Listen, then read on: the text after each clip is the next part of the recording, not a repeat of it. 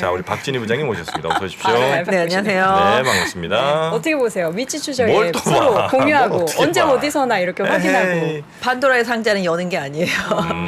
아니, 휴대폰은 그립다고 하시니까. 휴대폰은 근데 항상 남자분들은 이렇게 구속받는 스타일 별로 안 좋아하시는데. 말을 이렇게 하시는 거죠. 저는 그게 너무 좋던데요.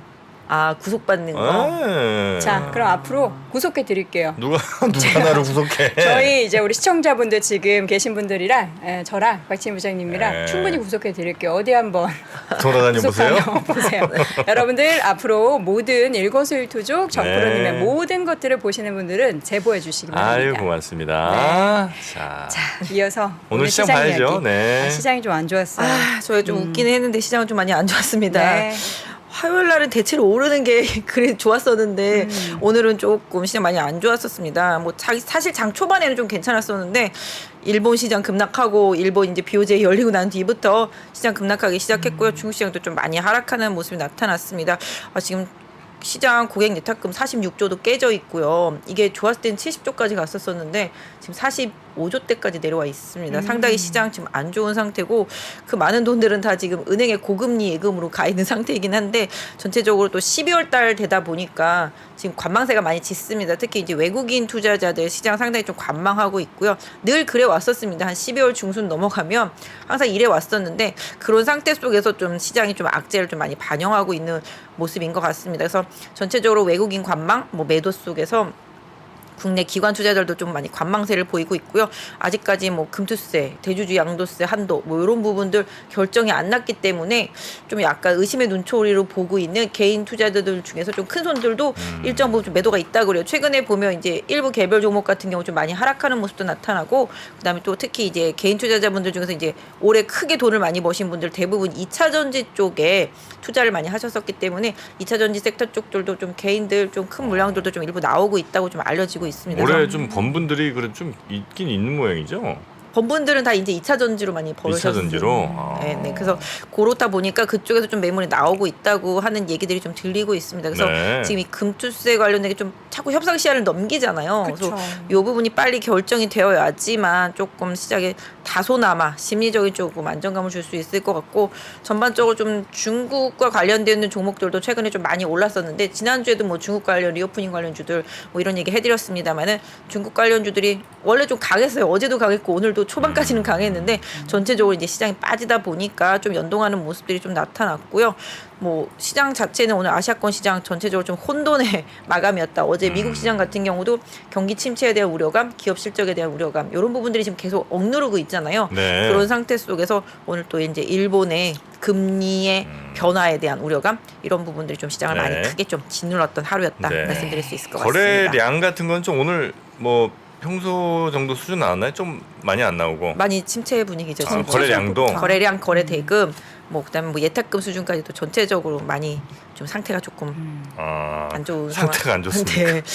그렇게 말씀드리면 좀 그렇지만 저도 아침에 출근하면 아침에 잠깐 한 30분 장 보고 나면 하루 종일 뭐 하지? 이런 생각을 할 정도로 그냥 시장이 매매할 게 거의 없다. 멈춰 있고요. 일부 테마성 종목들, 이슈가 있는 종목들 위주로만 조금 변동성이 네. 장 초반에 좀 있다가 또 다시 또 침체 이런 느낌이라서 네. 상당히 좀 시장이 연말까지 이런 분위기가 좀 이어지지 않을까 우려됩니다. 알겠습니다. 자, 기본적으로 일단 일본 시장이 급락한 게 우리 시장 좀 후반에 하락을 많이 야기시킨 원인이 됐던 거잖아요. 일본이 많이 맞습니다. 급락했어요? 일본 많이 빠졌고요. 일본 많이 빠진 것도 있지만 일본 지금 엔화가 완전 환율이 급락 그러니까 달러 대비해서는 강세로 간 거죠. 그러다 보니까 이제 달러가 강세가 약해지고 요새 최근에 좀 달러는 좀 약세 분위기가 계속 이어졌잖아요. 그런 상태 속에서 지금 일본 이제 BOJ에서 원래 좀 일본은 이제 금리가 지금 플러스 마이너스로 보였을 때 그냥 마이너스 지금 0.1 수준이거든요. 그러니까 네. 금리 자체는 동결을 시켰는데 이 국채금리 이제 장기 국채금리의 변동폭 이 부분을 늘린 게 이제 화근이 된 거죠. 이제 구로다 총재가 이제 내년 4월에 임기가 끝납니다.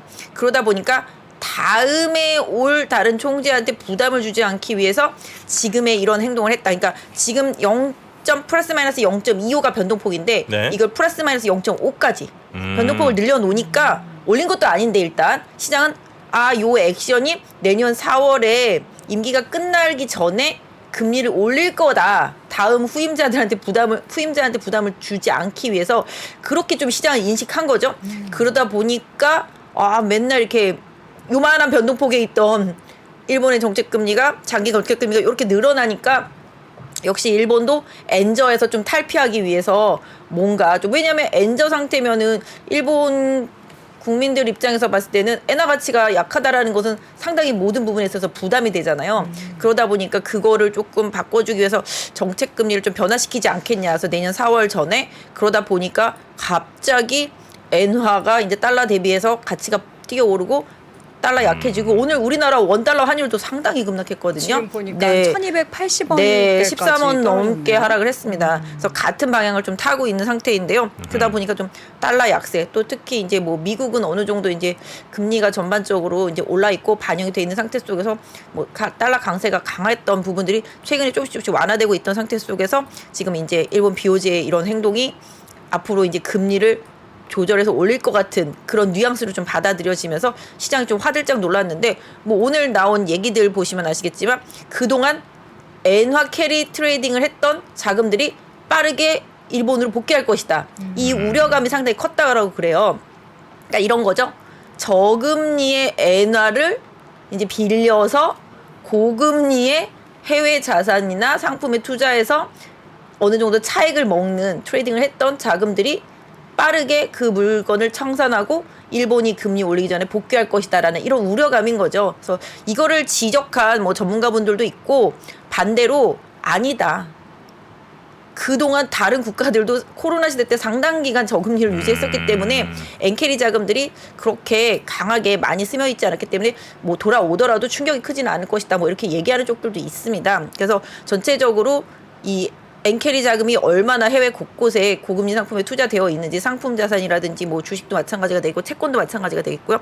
그런 부분으로 이제 스며들어 있었는지 좀 더 봐야 되겠지만, 그게 이제 좀 빠르게 복귀할 것 같은 그런 우려감, 이런 부분들이 오늘 시장이 좀 거꾸로 충격이었다. 근데 아까 뭐 구로다 총재는 연설을 하기를 뭐 금리를 이렇게 올리겠다는 거 아니다. 금리 인상 아니다. 네, 금리를 올리겠다는 게 아니다. 그러니까 이 정도 행동, 그냥 이게 밴드만 이제 밀려놓은 거다. 그런 상태 속에서 우리가 이제 인플레, 그러니까 물가가 이제 2%에 다가간다라는 확신이 들 때 우리는 그때는 정책을 뭐 강하게 쓸 수 있겠지만 지금은 아니다. 일본 같은 경우는 지금 코어 CPI가 0.2입니다. 그러다 보니까 우리는 아직까지 그런 상태 아니다. 또 지금 금리 올리겠다는 뜻은 아니다. 이렇게 말을 했는데, 네. 일단은 뭐 시장이 그걸 다 액면 그대로 받아들일지 아니면 오늘 밤에 좀 미국 시장의 좀 반응 좀 봐야 되겠습니다만은, 아무튼 당중에 좀 화들짝 놀라서 또 오늘 좀 많이 빠졌죠. 코로나 확진자 수 막 늘어나는, 아까 제목에 그렇더라고요. 봉쇄해도 난리, 봉쇄 완화해도 난리라고 중국 쪽은. 그런 식으로 또 이제 여러 가지 좀 우려감들을, 최근에 시장 흐름 보면 좀 이게 또 뭐 우려감일까 싶을 정도로 계속 우려감이잖아요.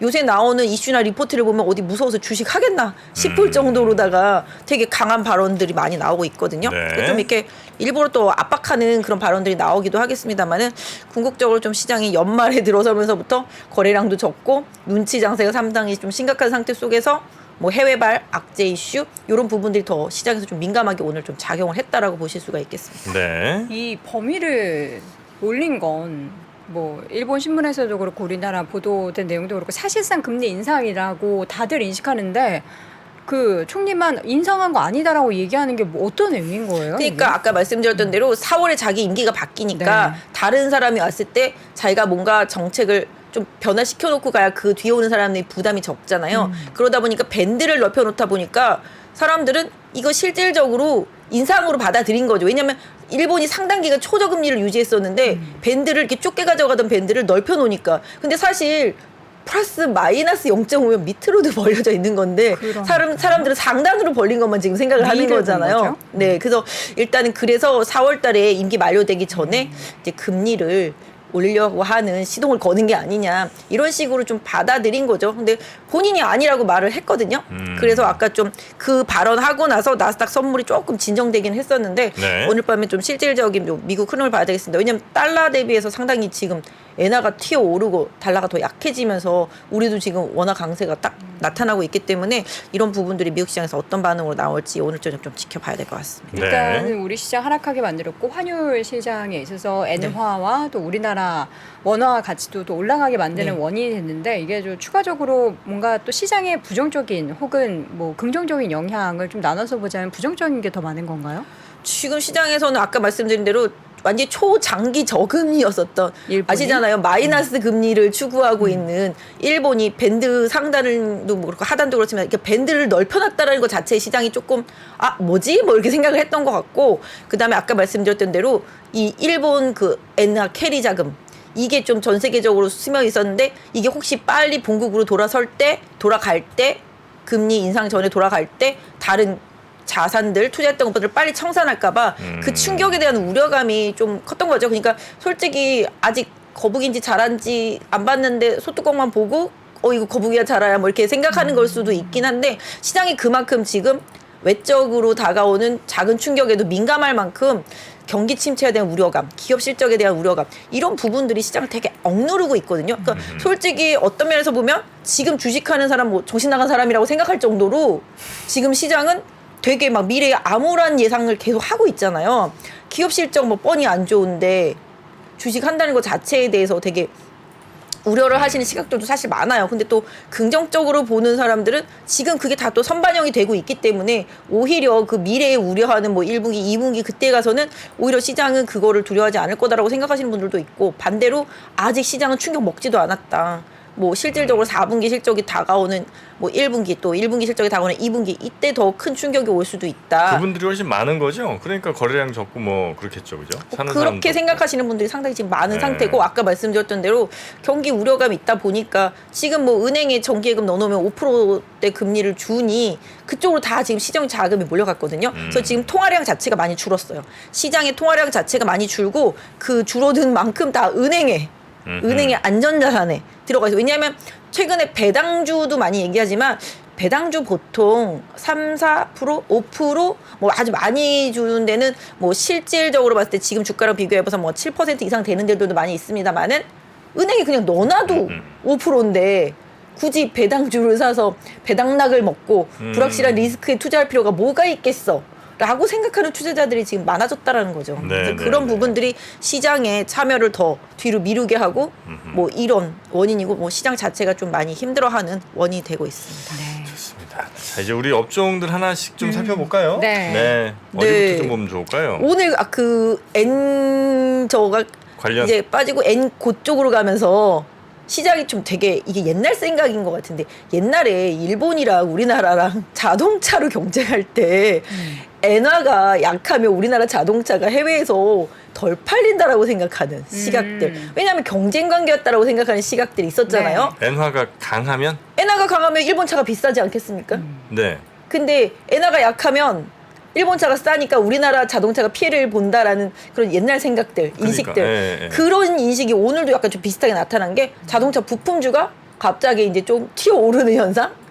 왜냐면 뭐 같은 값이면 좀 싸 보이는 쪽이 더 유리할 수 있겠잖아요. 일본도 뭐 자동차 부품 뭐 상당히 좋고 국내도 마찬가지고 그러다 보니까 오늘 뭐 만도나 뭐 한원 시스템 같은 그런 종목들이 조금 약세에서 좀 벗어나는 움직임. 하지만 이거는 제가 볼 땐 너무 단편적인 시각인 것 같고 시장이 그만큼 뭐라도 좀 네. 지푸라기라도 잡으려고 하는 움직임 뭐 이런 부분이었다고 생각하고 있습니다. 오히려 자동차 부품주들은 자동차 업황에 대한 두려움, 우려 이런 부분들을 더 강하게 반영하고 있는 상태라고 보시는 게 맞겠고 그러니까 미국도 환율이 그렇고요. 뭐 예를 들어서 이제 일본 돈이 강해지면 그게 이제 쭉 추세로 이어져야 사실 자동차 가격도 뭐 좀 할인도 시작하고 좀 버퍼가 생기고 이러는 거지. 하루 이틀 뭐 이렇게 환율 떨어졌다고 갑자기 뭐 자동차 뭐 가격도 바꾸지 않을 뿐더러 딜러들이 그렇게 움직이진 않잖아요. 그러니까 이게 옛날 생각인 거예요. 단순한 그렇게 갈 거란 약간 어떻게 그런 보면 기대 정도 테마성? 했다? 왜냐하면 그동안 잘 가던 지금 하나투어 이게 아까 쭉 빠졌거든요. 이게 왜 그랬겠어요. 엔화가 올라가면은 일본 여행 덜 한다 이런 단순한 생각. 무슨 얘기인지 아시죠? 그런 생각에 좀 시장이 좀 단순하게 너무 그냥 뭐라 그래야 되지? 정말 너무 단순하게 움직이는 네. 오늘 단 하루 만에 움직임 가지고 네. 이게 추세적으로 갈지는 뭐 솔직히 봐야 되고 근데 아무리 일본 엔화가 올라봤자 지금 워낙 초저금리 상태고 밴드 상단이 0.5예요. 그렇게 생각하면은 막 그렇게 두려울 정도는 아닌데 그 엔화 캐리 자금에 대한 두려움이 더 많이 컸던 것 같고 네. 또 괜히 좋을 뻔하다가 안 좋아질 수 있는 거에 대한 우려감도 주가에 또 지금 강하게 반영이 되면서 그렇게 상반된 흐름이 오늘 좀 나왔었습니다. 자, 이외에도 이제 음식료, 네. 이마트를 비롯한 그런 유통 관련된 기업들도 오름세를 보였다라고 네. 하는데 저희 지난번에도 이제 먹는 얘기 많이 했었잖아요. 그래서 음식료 같은 경우 당연히 필수 소비재이기도 하고 그때도 말씀드린 대로 그래 경기 침체야 불황이야 기업들 실적 안 좋아 그럼 기업 실적 좋은 걸로만 사면 되지 그리고 소비가 줄어들 수 없는 섹터를 사면 되지라고 저희 이제 지난주에 얘기했었고 그게 이제 음식료 섹터이기도 했었는데 오늘 잘 보시면 아시겠지만 원화가 엄청나게 강세잖아요. 그죠? 오늘 네. 아까 엔화랑 똑같이 저뭐 네, 오늘 14번 엄청나게 넘게 기준은 다들 다르겠지만 그쵸. 1280원대까지 빠진 거 네, 진짜 지금 오랜만이죠. 1,300원 밑에 1,200원대 이제 내려와 있으니까 엔화가 강세이듯이 원화도 지금 강세거든요. 네네. 원화가 강세면 뭐가 수혜겠습니까? 원화가 결국은 강세면 뭔가 수입해야 되는 내수 소비 업종이 유리하겠죠. 네네네. 그쵸? 어쨌든 수입 단가가 좀 싸지는 거니까. 그렇죠. 네. 원자재 가격이 그동안 많이 올라서 고생했던 게 다 내수 업종들입니다.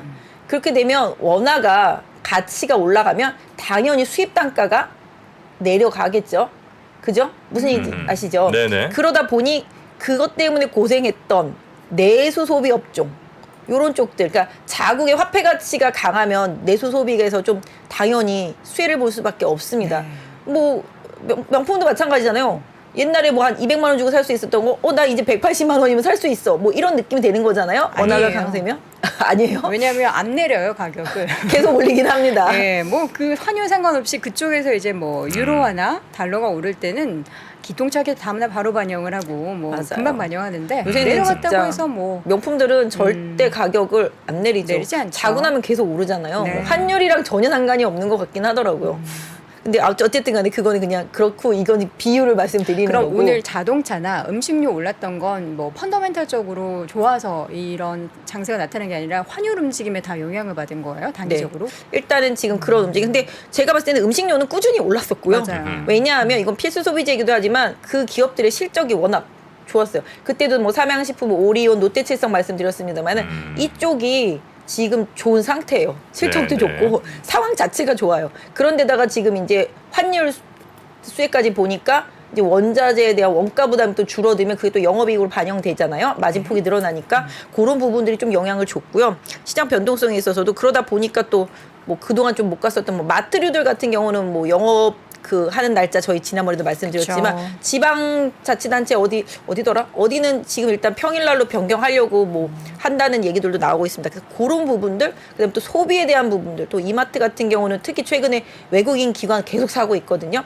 이제 스타벅스 효과도 좀 어느 정도 반영이 되고 있는 것 같고요. 그래서 전반적으로 이렇게 좀 내수 소비 쪽에서 부진했던 고르 섹터 쪽들이 상대적으로 원화 강세 수혜로 좀 선방을 했고 아까 말씀드렸던 대로 자동차도 엔화 대비라는 그런 맥락에서 조금 반등을 자동차 부품이죠. 네. 그렇긴 했습니다만은 아까 말씀드린 대로 음식료 섹터하고 마트 같은 이런 내수 소비 업종은 제가 봤을 땐 필수 소비재이기도 하고 지금의 실적 이슈에 있어서 개선될 수 있는 가능성이 상당히 높기 때문에 엔화나 뭐 이런 달러 이런 움직임에 일희일비하지는 않고요. 추세적으로 일단은 잘 올라가고 있는 섹터니까 이런 부분들은 좀 염두에서 보실 필요가 있겠습니다. 네. 알겠습니다.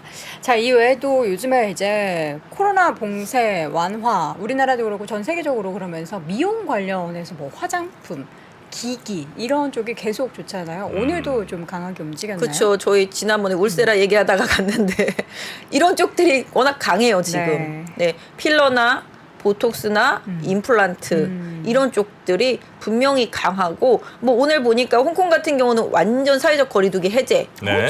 네. 아까 기사 그렇게 나왔었는데. 타이트하게 한 콩콩이요? 네, 완전 해제. 그럼 갈 수 사회적 있어요? 거리두기 뭐 실내나 뭐 이런데 음식점에서도 다 뭐 마찬가지고 뭐 검사 안 하고 다 이렇게 하는 대신에 뭐 실외 마스크는 일단 지금 좀 쓰는 걸로 알려져 있습니다만은 그렇게 완전 해제했다라고 사회적 거리두기 해제했다라고 아까 기사 뜬 걸 좀 봤고요. 중국 같은 경우도 지금 가장 우려스러운 게 의료 붕괴 때문에 상당히 조금 심란해하긴 해요. 전 세계적으로 혹시라도 이렇게 대유행을 또 중국에서 하다가 변이가 나오면 큰일이다. 뭐 사망자 수가 또 이렇고 저렇고. 근데 저희 그거 다 겪었던 일들이잖아요.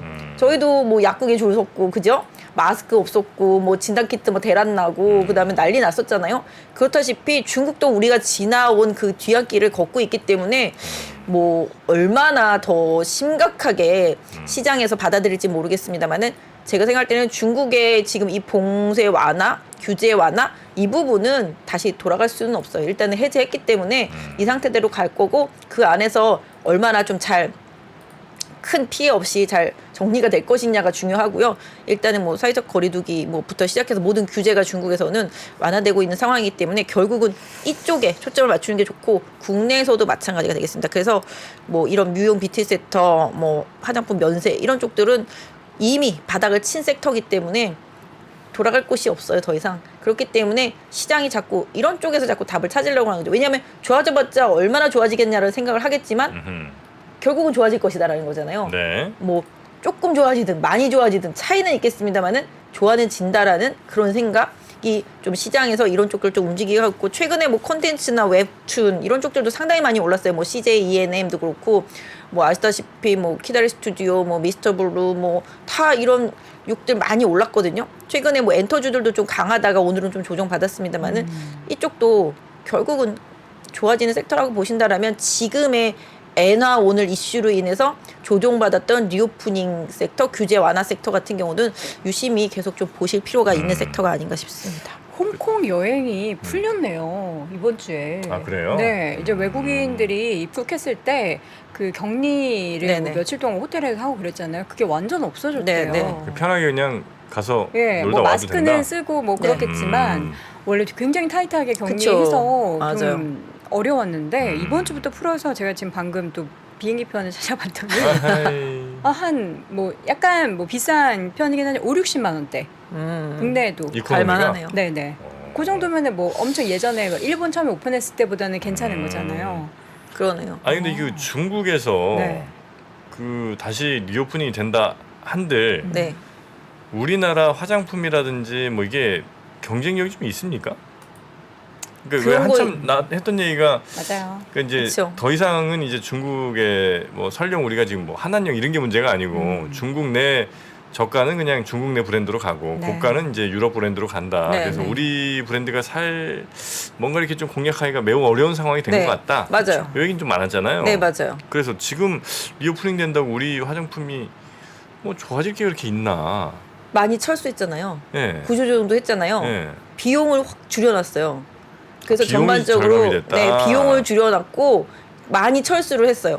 그런 상태 속에서 지금 보시면 아시겠지만 중국의 봉쇄 해제에서 우리나라 화장품이 좋겠냐 안 좋겠냐 이렇게 말씀하셨잖아요. 제가 봤을 때는 결코 예전의 그 명성을 찾을 수는 없지만 지금 기대치가 없는 저 바닥에 있는 섹터라는 점에서 봤을 때 그거보단 조금, 개선의 효과는 분명히 있을 수밖에 없고 아까 홍콩도 개방이 확정됐잖아요. 보통 예전에 따이공들 보면 이렇게 홍콩을 통해 가지고서 우리나라 화장품들 이렇게 사가거든요. 국내에 안 오더라도 그런 부분도 있고 그 다음에 생각해 보시면 중국의 로컬 브랜드들이 상당히 많은데 맞아요. 우리나라의 이제 코스맥스 같은 경우가 이제 중국에서 이제 만들어주잖아요. 이쪽은 다 만들어주는 스타일들이잖아요. 명품도 마찬가지예요. 코스맥스나 한국콜마가 다 만들어준단 말이에요. 미국의 다 명품들도 그렇죠, 다 그렇죠. 마찬가지로. 그렇기 때문에 기본적으로 그런 OEM, ODM 업체들은 긍정적인 부분이 분명히 있고 그다음에 이제 이 메이크업류들 같은 경우 있잖아요. 확실히 이쪽은 일단 벗으니까 일단 지금 홈쇼핑에서 제가 봤는데 요새 홈쇼핑에서 제일 많이 파는 게 뭐냐 하면은 마스크팩 같은 거. 또 안 팔던 거 있잖아요. 아, 근데 그래요? 약간 좀 스타일은 옛날 그런 스타일은 아니지. 그러니까 지금은 마스크를 팔았는데 이제는 마스크팩을 판다. 지금은 보시면 마스크팩을 파는데 어떤 스타일이냐면 예전에는 그냥 좀 약간 좀 뭐랄까 기능적인 부분들이 좀 바뀌었어요. 소재나 그 어떡해요? 이게 뭐라 해야 되지? 기능 있잖아요. 예전에는 그 마스크팩이 뭐 촉촉하고 뭐 어쩌고저쩌고 하얘지고 뭐 주름 펴지고 뭐 이런 거 쓰면 지금은 그 소재 있잖아요. 원료. 우리 저희가 뭐 그때 리쥬란도 뭐 얘기하고 뭐 기타 등등 얘기했지만 이 성분 자체가 줄기세포 들어가고 막. 그런 것도 있고 그다음에 뭐 보톡스를 뭐 어느 정도 활용하는 등등 해서 상당히 좀 다양해지고 지금은 보니까 제일 많이 파는 게 콜라겐 뭐 이런 쪽들이더라고요. 아니 이제 점점 마스크팩은 사실 일반적으로 우리가 되게 저렴하게는 뭐 이렇게 막 10개 벌크로 막 500원, 300원에 살 수 있으니까 홈쇼핑에서 구매하게 하려면 기능성을 강조할 수밖에 완전 없잖아요. 기능성 진짜. 그러니까 네. 옛날에 그 싼 저가의 그런 팩이 아니라요. 이거는 거의 뭐 화장품이 아니라 거의 뭐 의료 수준이라고 막 맞아요. 그거 믿기만 하면은 거기 써 있는 거 다 믿기만 하면은 뭐 정말 주름이 쫙쫙 펴지고 얼굴이 막 이렇게 거상될 것 같은 그런 제품들을 팔더라고요. 다리미 수준으로 파는군요. 네, 맞아요. 그러다 보니까 좀 이제 홈쇼핑에서 파는 제품들을 보면 그 시대에 유행하는 상황을 알 수 있는데 맞아요. 네, 이제 슬슬 마스크 벗는다에 초점을 맞추고 상품들을 파는 거 보면 뭐 역시 중국에도 그런 유들이 많이 있고 온라인 쇼핑몰들이 있는데 국내 업체들이 그쪽으로 유통을 많이 하는 기업들이 많이 있어요. 그런 쪽들도 좀 많이 좋아지고 그런 부분들이 영향은 분명히 있을 거라고 생각합니다. 네. 또 시청자분은 콜라겐 젤리를 드시고 계시다라는 분도 계시고 하는데 이전에 저희 그 3프로TV 신과 함께 하면서 피부과 의사 선생님을 먹어서 소용없는데 같이 콜라겐은 만난 적이 있었는데 예, 맞아요. 먹어서는 절대 소용없고 뭐 이렇게 뭐 하고 이런 거 말고 그냥 물을 많이 먹으라고 하더라고요, 차라리. 피부에 그게 콜라겐이 그 PC 콜라겐 같은 경우는 네. 상당히 고분자들은 몸에 흡수가 안 돼요. 그래서 돼지 껍데기 먹으면 피부 좋아진다는 건 그 다 사기거든요. 그 돼지 껍데기 분자가 너무 고분자라 가지고 몸에 흡수가 안 돼요. 차라리 뭐 어떤 분들은 옛날 유튜브에 나와서 돼지 껍데기 갈아서 얼굴에 팩으로 한다 막 이런 분들이 있었는데 그거 다 별로 효과 없고 이 달튼이라고 그러는데 이 분자 단위가 뭐 정말 지금 최근에 홈쇼핑에서 파는 거 보면 뭐 몇만 분의 1, 모공의 몇만 분의 1 막 이런 정도. 우리 부장님 홈쇼핑 너무 네. 보시는데. 그러니까 아무튼 그런 식으로 좀 이렇게 흡수가 잘 되게 하는. 네. 저는 요새 글루타치온 이런 거 있잖아요. 네. 입안에 넣는 유행이죠. 거. 예. 그런 것도 여 유행인데. 에스터님이 그것도 판매 네, 많이 그런 하셔가지고. 식으로 이게 헬스, 이너뷰티 쪽들 네. 이런 쪽들이 좀 요새는 좀 강한 것 같아요. 그래서 네. 아무튼 많이 업되셨네요. 네. 텐션이 갑자기. 쇼핑 얘기하니까. 네. 아니 이쪽은 제가 거의 전문가 정말 수준이라서 예. 아니 나중에 박근영 부장님이랑 두 분 한번 모시고 뷰티 쪽 이야기 한번 컨텐츠 만들면 좋을 것 같아요. 네. 네. 자, 이어서는 2차 전지 섹터가 오랜만에 오늘 LG엔솔 오르는 거 보고 초반에 뭐지 했는데 확 뛰더라고요. 네, 이쪽도 아까 말씀드린 개인 투자자분들 많이 그동안 좀 맞아요. 팔기도 했었고 대형주에 좀 매도세가 그동안 많았었잖아요. 외국인들 뭐 그러다 보니까 좀 많이 빠졌었는데 이쪽도 좀 빠질 만큼 빠지다 보니까 좀 오늘 기술적인 좀 반등이 일정 부분 나왔고 약간 펫배터리 쪽들 이쪽들이 조금 괜찮았었던 흐름이었었고요. 뭐 포스코 홀딩스도 좀 괜찮았었습니다. 뭐 리튬호 막 그 얘기 나오면서 그런 부분들이 좀 긍정적인 좀 영향을 보이고 LG 에너지 솔루션도 너무 많이 빠지니까 또 다른 섹터 대비해서 또 지수 어느 정도 좀 방어해주는 역할도 좀 오늘 했던 것 같아요. 근데 아무튼 2차 전지주들이 최근에 많이 빠졌기 때문에 최근에 제가 이렇게 보고 있으면 밀리기는 밀리는데 예전만큼 팍팍 밀리지는 않고요. 밀리면 바로 좀 매수세가 들어오는 느낌? 이런 부분들이 좀 있습니다. 사실 뭐 테슬라 때문에 같이 빠지기도 했었고 전체적으로 뭐 그때도 말씀드렸지만 2차 전지 소재 같은 경우는 이제 중국에서 엄청나게 지금 치고 오기 때문에 네. 우리나라 업체들에 대한 경쟁력에 대한 의구심 뭐 이런 부분들도 분명히 있었고 소재주도 같은 경우는 이제 뭐 메탈 가격이 좀 빠지면서 이런 부분들 때문에 또 실적에 좀 영향도 있고 특히 뭐 LG 에너지 솔루션 최근에 빠졌던 거는 이제 연말에 이제 인센티브 지급하는 것 때문에 영업이익률 좀 떨어지는 부분들 그런 부분들 때문에 실적에 대한 우려치가 좀 반영이 되기도 했었는데요. 오늘 2차 전지주들의 강세는 뭐 특별히 큰 의미를 저는 개인적으로는 부여하기보다는 뭐 가격 메리트가 분명히 좀 있었다. 뭐 지수 방어용이었다. 뭐 이렇게 일단 보고 있는데 이게 이제 어느 정도 좀 조정을 받아서 가격 메리트가 있었기 때문에 다시 좀 올라가려면 그래도 좀 외국인의 힘이 필요한데 빠르지는 못하더라도 어느 정도 좀 바닥에 대한 확인이 조금 된 다음에 개인 네. 투자자분들은 뭐 트레이딩을 하시거나 접근하시거나 하는 전략이 좀 맞지 않겠나 지금은 싶습니다. 요즘에 또 금융주들이 좀 좋잖아요. 뭐 배당? 제주은행이나 메리츠금융지주는 네, 그쵸. 그만큼의 이슈가 매각 있지만 이슈들은, 네. 그 외에 금융주도 뭐 4대 금융지주사 보면은 뭐 배당 이슈도 있고 뭐 실적도 있고 뭐 굉장히 좋은 뉴스들이 많이 나오는데 네. 부장님 어떻게 보십니까? 사실 금융주는 전통의 배당주죠. 근데 금융주들 같은 경우는 사실 금리가 많이 올라갈 때는 좀 사실은 조금 부담스러운 부분들이 좀 있어요. 사실 뭐 예전에 금리 좀 낮을 때는 좀 예대 마진을 더 강하게 추구하고 그랬었는데 지금은 오히려 금리가 많이 올라가다 보니까 정부에서 금리 상단을 자꾸 누르려고 하는 부분들이 있잖아요. 그런 부분들 때문에 오히려 좀 마진폭을 강하게 가져가기 힘든 그런 불편한 부분들이 있는데 제가 봤을 때는 오늘 금융주 강세는 분명 뭐 배당 부분도 분명 영향이 있겠습니다만은 특히 이제 그 원화 강세 이 부분도 좀 영향을 줬다라고 또 보여지고 환율입니까? 있습니다. 환율의 영향을 많이 받아요. 원화가 약하면 상당히 불편한 부분들이 사실 네네네. 금융주들은 있거든요.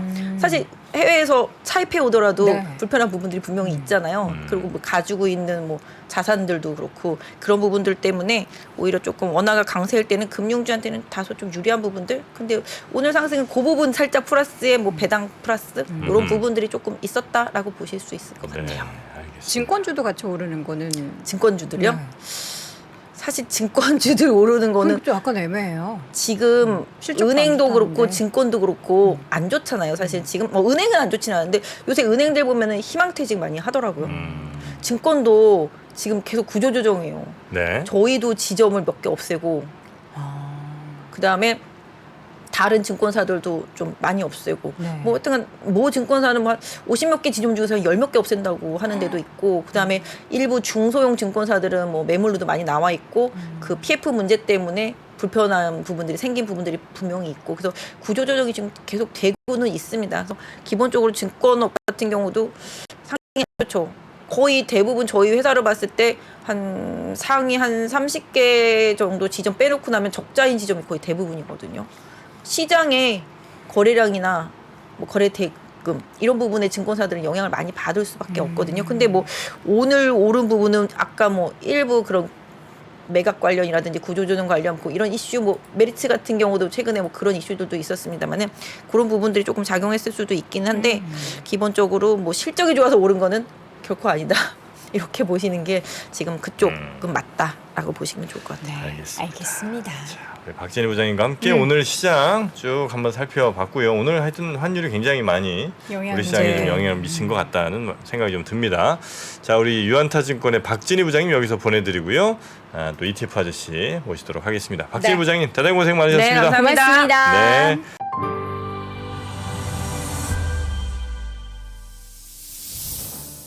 주식 투자자 여러분, 바로 지금 더 늦기 전에 준비하셔야 됩니다.